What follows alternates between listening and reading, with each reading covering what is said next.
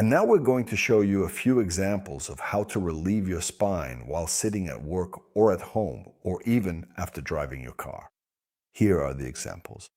The first position for relieving the spinal column in a seated position is performed as follows. Place your hands on the armrests. Your feet are down on the floor positioned parallel, and just lift yourself up and hold for a few seconds in this position. Hold for as long as your arms can take it, or as long as it feels good. Look straight ahead, chest forward, and lower yourself back down onto the chair. Scientific research says that every 7 minutes the spinal column should be relieved when you're sitting, though if you're unable to do it every 7 minutes, let it be 15 or 20 minutes, but don't forget about them. The next position I can show you, of course you can't do this in the office, but at home or while you're in the park, it's absolutely possible to perform the following position, that is, the relief.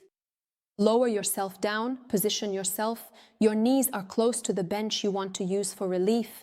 Place the heels of your hands, that is your palms, on the bench, and lift yourself, rise upwards.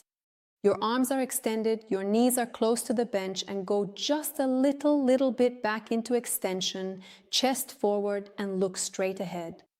Hold that position for as long as your arms allow.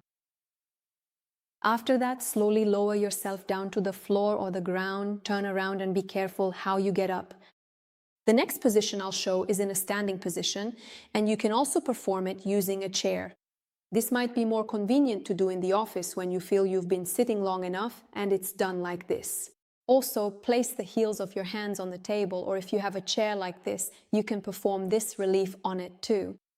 Your knees are also close to the object you're using for relief. Your feet are down, that is, your heels are lifted up. Stand on your toes and again, pull yourself upwards and a little bit back into extension. Your gaze is directed forward and you hold this position. You can perform all these positions throughout the day as many times as you want. There really are no limitations here. I'll now show you several different positions where your spinal column can feel comfortable and how you can relieve your spine. The first position will be as follows. Go down on all fours into a quadruped position and slowly lower yourself down onto your forearms. Your knees are positioned wider than hip width apart. Make sure that your hips are slightly in front of your knees. That's the first thing.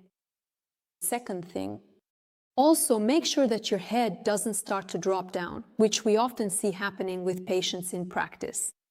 In that case, if you have any issues in the cervical part of the spine, you can feel free to position your fists and place your forehead on your hands like that. In this position, it's important to pay attention to your lumbar curve, that is, the lumbar part of the spinal column. It shouldn't be overemphasized, so you shouldn't arch your back in this position. Likewise, it shouldn't be flattened either. We often see in people who sit a lot that they have a flattened lumbar curve, and simply in that initial phase of recovery, they can't even put their lower back into a neutral position. Try to position the lumbar part where you feel the least amount of strain on your spine. You can stay in this position for as long as it feels good. There's no limit in that sense, and throughout the day, you can use this position whenever you have the chance or whenever you feel the need for it. The next position is performed in this way. From this position, I'll lower myself onto my stomach, bring my legs together, move my arms forward a bit, and the first thing I do is lower my chest and then lower my pelvis. Your legs should be relaxed. You can rest your toes down on the mat. With your hands, or rather your fists, you form fists and tuck both hands under your pelvis. Lower your face to the mat, relax your arms, relax your shoulders, and all you need to do is breathe slowly and naturally. Inhale, and with each exhale, let the lumbar part settle and slowly lower toward the mat. This position also feels good for the lower back and the entire spinal column, and you can also stay in this relaxing position for as long as you like during the day. The third position I'll show you is on your back. To turn over, first I'll push myself up because I need a chair for this.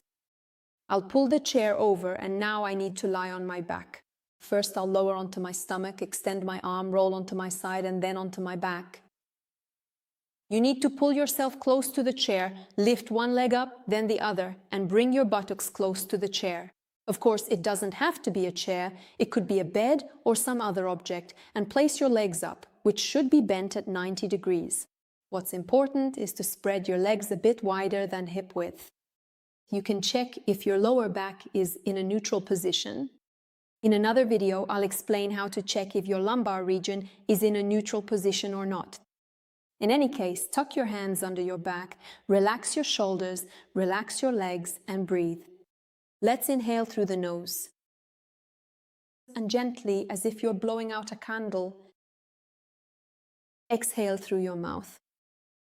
This position also provides relief for most people who have certain issues with sciatica. You can give it a try. One of these positions will most likely improve your condition. I can't say that all 3 positions will help everyone, but I believe one of them will.